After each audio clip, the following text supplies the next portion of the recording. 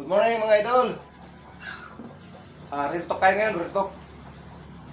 Kasi ano ako, may kaibigan ako na nag-advise sa akin ba. Sabi niya sa akin, pagka gusto ko raw lumago yung pagbabaguyan ko, humingi raw ako ng tulong sa mga politiko. Ako hindi ako hihingi ng tulong sa mga politiko. Kasi yung mga politiko, ikumpara mo sa mga vlogger, mas maganda pa ang mga vlogger.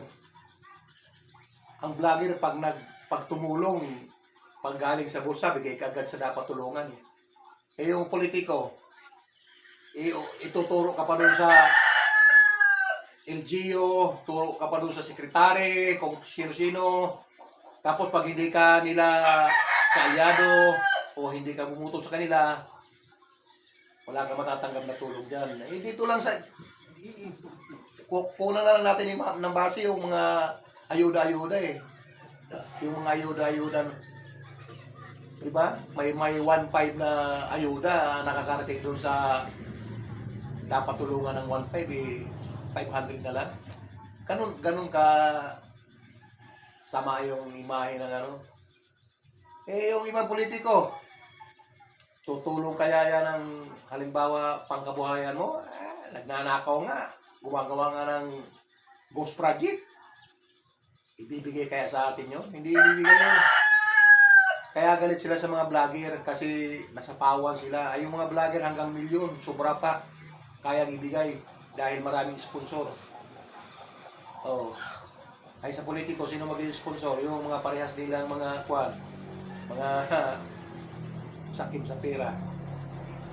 Yung vlogger, lalo na yung mga malalaking vlogger, katulad nila King Lax, ayan, Daddy Frankie, B-Max,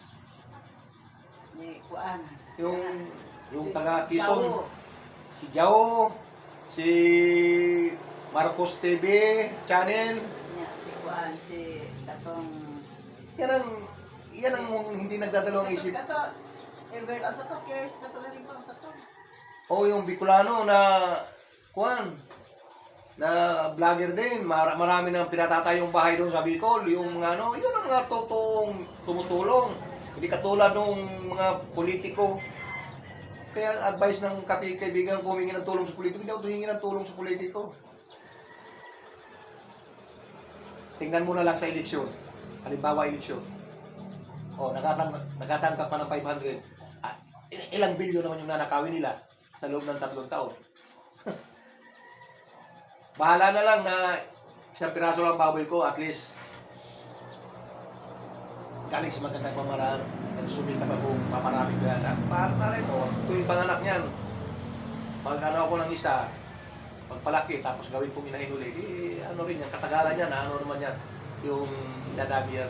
Kasi dati, mga idol, lima na ang inahin ko.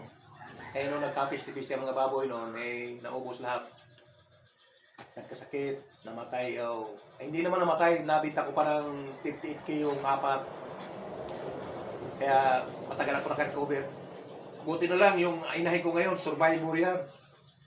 Kaya hindi ako manghihingi ng tulong sa politiko. Tutuusin, yan ang mga salot dito sa ating bayan, yung mga politiko. Sila ang mga salot talaga. Okay po, hanggang dito na lang po. Maraming po salamat. Yung pong mga vlogger na magagaling tumulong sa mga nangangailangan ng tulong, katulad nila nila Team Luoy, Team Hatag, ayan. At si Pasaway Vlog, Si Virgilin Cares. Yan po ang mga gagandang vlogger. Hindi katulad ng mga politiko. Okay po, thank you for watching.